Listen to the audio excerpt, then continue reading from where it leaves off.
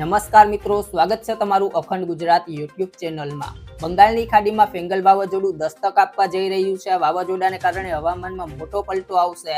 આ વાવાઝોડું અત્યારે ક્યાં પહોંચ્યું છે અને ક્યાં ટકરાશે, આ તમામ માહિતી વિશે વિડીયો અંદર વાત કરીશું। તો વિડીયોને છેલ્લે સુધી જોતા રહેજો અને ચેનલમાં નવા છો તો ચેનલને સબસ્ક્રાઇબ કરી લેજો। ભારતીય હવામાન વિભાગે એક મહત્વપૂર્ણ હવામાનની ચેતવણી જાહેર કરી છે, કારણ કે દક્ષિણ પશ્ચિમ બંગાળની ખાડીનું ડિપ્રેશન ડીપ ડિપ્રેશનમાં વધુ તીવ્ર બન્યું છે અને આગામી 24 કલાકમાં તે ચક્રવાતી તોફાનમાં વધુ તીવ્ર બને તેવી શક્યતા છે।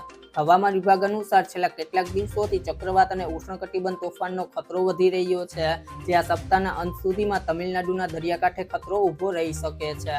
હાલમાં બંગાળની ખાડીના દક્ષિણ પશ્ચિમમાં સ્થિત આ ડિપ્રેશન એરિયા 12 કિલોમીટર પ્રતિ કલાકની ઝડપે ઉત્તર પશ્ચિમ તરફ આગળ વધી રહ્યું છે।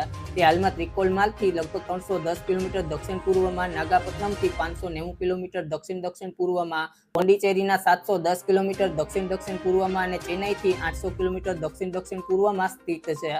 આ સિસ્ટમ ઉત્તર પશ્ચિમ તરફ આગળ વધીને શ્રીલંકાના દરિયાકાંઠાને પાર કરીને ભારત તરફ આવશે। IMDએ આગાહી કરી છે કે 27 નવેમ્બરે ચક્રવાતી વાવાઝોડામાં ફેરવાઈ જશે, જેમાં અધિકારીઓ અને રહેવાસીઓને બંને તરફથી વધુ તકેદારી અને સજ્જન રહેવાની જરૂર છે। ડીપ ડિપ્રેશનના ટ્રેક અને તીવ્રતા પર સતત નજર રાખવામાં આવી રહી છે અને તેના માટે સતત અપડેટ આપવાના પ્રયાસો પણ કરવામાં આવી રહ્યા છે। ચક્રવાતી તીવ્રતાને ધ્યાનમાં લેતા આગામી વાવાઝોડાને કારણે તમિલનાડુના દરિયાકાંઠે ભારે વરસાદ અને તેજ પવન પણ ફૂંકાઈ શકે છે। દરિયાકાંઠાના રહેતા લોકોને સાવચેતીના પગલાં લેવાની પણ સલાહ આપવામાં આવી છે। જો મિત્રો તમને અમારો વિડીયો પસંદ આવ્યો હોય તો વિડીયોને લાઇક કરો, તમારા મિત્રો સાથે શેર કરો અને જો તમે ચેનલમાં નવા છો તો ચેનલને સબસ્ક્રાઇબ કરી લેજો।